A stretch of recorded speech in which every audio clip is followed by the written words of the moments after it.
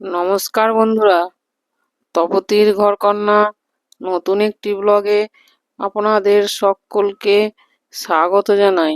বন্ধুরা, আজকে আমি এমন একটা বিস্কুটের রেসিপি শেয়ার করব, একবার বানিয়ে খেলে বারবার বানাতে ইচ্ছা করবে। খুব কম উপকরণ দিয়ে আর খুব সহজেই বাড়িতেই বানিয়ে নেওয়া যায় এই ড্রাই ফ্রুট বিস্কুট। যেমন খাস্তা তেমন মুচমুচে, মুখে দিলেই মিলিয়ে যাবে।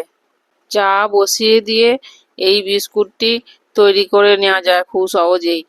এই বিস্কুটগুলি এতই লোভনীয় হয় যে বাচ্চা থেকে বয়স্ক সবাই একটা খেলে আবার একটা চাইবে। তাই বলছি বন্ধুরা, বিস্কুট তো অনেক কিনে খেয়েছেন, এবার এই বিস্কুট একবার বাড়িতে বানিয়ে খান। এই বিস্কুটগুলি তৈরি করে অনেক দিন এয়ারটাইট কন্টেনারে স্টোর করে রেখে দেওয়া যায়। যে উপকরণ দিয়ে আমি বিস্কুটগুলি তৈরি করব সেগুলো সকলেরই রান্নাঘরে থাকে। বিস্কুটের রেসিপি শুরু করার জন্য আমি সব উপকরণগুলো এখানে নিয়ে নিয়েছি। এবার একটা বড় বাটিতে 50 ml সাদা তেল নিয়েছি, আর 50 গ্রাম চিনিকে আমি মিক্সিতে গুঁড়ো করে নিয়েছি। সেই চিনি গুঁড়োটাও দিয়ে দিচ্ছি তেলের সঙ্গে, দিয়ে চামচ দিয়ে ভালো করে মিশিয়ে নিচ্ছি। আমি চিনি আর তেল চামচ দিয়েই মিশিয়ে নিচ্ছি। আপনাদের কাছে ইলেকট্রিক বিটার থাকলে বিটারে করে ভালো করে মিশিয়ে নেবেন। এইভাবেই আমি তেল আর গুঁড়ো চিনি ভালো করে মিশিয়ে নিয়েছি। এই মিশ্রণটার মধ্যে এবার 50 গ্রাম সুজি গুঁড়ো করে রেখেছিলাম সেটা দিয়ে দিচ্ছি। হাফ চামচ লবণ দিয়ে দিচ্ছি, আর 200 গ্রামের মতো ময়দা দিয়ে দিচ্ছি। দিয়ে এই চিনি আর তেলের মিশ্রণের সঙ্গে ভালো করে মাখিয়ে নিচ্ছি। এই মিশ্রণটা মাখাতে মাখাতে যদি শুকনো মতো লাগে তাহলে আবার তেল দিতে হবে। আমারটাও শুকনো শুকনোই লাগছে, তাই আবার একটু তেল দিচ্ছি, দিয়ে হাত দিয়ে ভালো করে মেখে নিচ্ছি। একটা ডো তৈরি করে নিচ্ছি। এই ডোটা তৈরি করার সময় কিন্তু দুধ কি জল কিছুই দেওয়া যাবে না, ওই তেল দিয়েই মাখতে হবে। তেল দিয়ে মাখলে বিস্কুটটা খাস্তা ও মুচমুচে হবে। বিস্কুট তৈরি করার জন্য যে ডোটা তৈরি করতে হবে সেটা খুব নরম হলেও চলবে না, আবার খুব শক্ত হলেও চলবে না।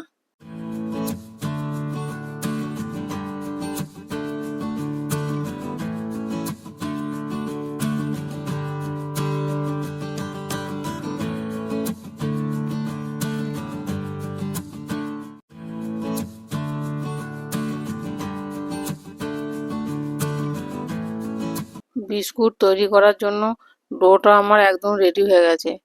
এবার একটা থালা নিয়েছি, দিয়ে কাজু বাদাম আর আমন্ড যে গুঁড়ো করে রেখেছিলাম সেগুলো একটা থালাতে ছড়িয়ে নিচ্ছি। এবার ওই ডো থেকে একটু করে নিয়ে হাতের মধ্যে এইভাবে গোল করে চ্যাপ্টা করে আর ওই ড্রাই ফ্রুটের মধ্যে কোট করে নিচ্ছি। দিয়ে এইভাবে একটা একটা করে বিস্কুটগুলি আমি তৈরি করে একটা স্ট্রেতে রেখে দিচ্ছি। আমি গোল গোল করেই বিস্কুটগুলো তৈরি করছি। আপনারা চাইলে চৌকোও করতে পারেন, আবার একটু লম্বা লম্বাও করতে পারেন।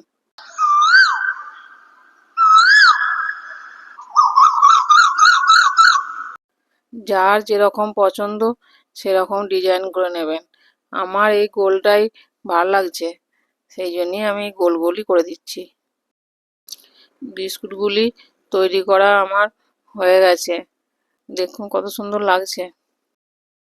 আমি মাইক্রো ওভেনেতেই বিস্কুটগুলো তৈরি করব, তাই আগে থেকেই প্রিহিট করতে দিয়েছিলাম 5 মিনিটের জন্য। মাইক্রো ওভেন প্রিহিট করা হয়ে গেছে। এবার আমি বিস্কুটগুলি মাইক্রো ওভেনের মধ্যে ঢুকিয়ে দিচ্ছি, দিয়ে 15 থেকে 20 মিনিটের জন্য বেক করতে দিচ্ছি। আমার মাইক্রো ওভেন আছে, তাই মাইক্রো ওভেনে বেক করছি। আপনারা চাইলে গ্যাসে কড়াই বসিয়ে বিস্কুটগুলি বেক করে নিতে পারেন। 15 থেকে 20 মিনিট পর আমি মাইক্রো ওভেন থেকে বিস্কুটগুলি বার করে নিচ্ছি। বিস্কুটগুলি আমার বেক করা হয়ে গেছে। এবার মাইক্রো ওভেন থেকে বার করে ঠান্ডা হওয়ার জন্য রেখে দিচ্ছি কিছুক্ষণ। বিস্কুটগুলি ঠান্ডা হয়ে গেছে। এবার আমি একটা ট্রেতে সাজিয়ে পরিবেশন করছি। দেখুন কত সুন্দর লাগছে, আর খেতেও নিশ্চয়ই ভালো হবে। বন্ধুরা, আমার এই বিস্কুটের রেসিপি আপনারা প্রথম থেকে শেষ পর্যন্ত দেখুন, দেখে বাড়িতে তৈরি করবেন। একটা ভেঙে দেখাচ্ছি, দেখুন কত নরম হয়েছে আর মুচমুচেও হয়েছে, একদম মুখে দিলেই মিলিয়ে যাবে। বাড়িতে কোনো গেস্ট এলে চায়ের সঙ্গে যদি এই বিস্কুট তৈরি করে পরিবেশন করেন, তাহলে গেস্টরা খেয়ে খুব প্রশংসাই করবে। তাহলে বন্ধুরা, এবার রেসিপিটি দেখে বাড়িতেই তৈরি করে ফেলুন এরকম খাস্তা মুচমুচে ড্রাই ফ্রুট দিয়ে বিস্কুট। বন্ধুরা, আমার এই ড্রাই ফ্রুট দিয়ে বিস্কুটের রেসিপি কেমন লাগলো অবশ্যই কমেন্টে জানাবেন। ভালো লাগলে লাইক, কমেন্ট, শেয়ার, সাবস্ক্রাইব করবেন। আজ এই পর্যন্তই।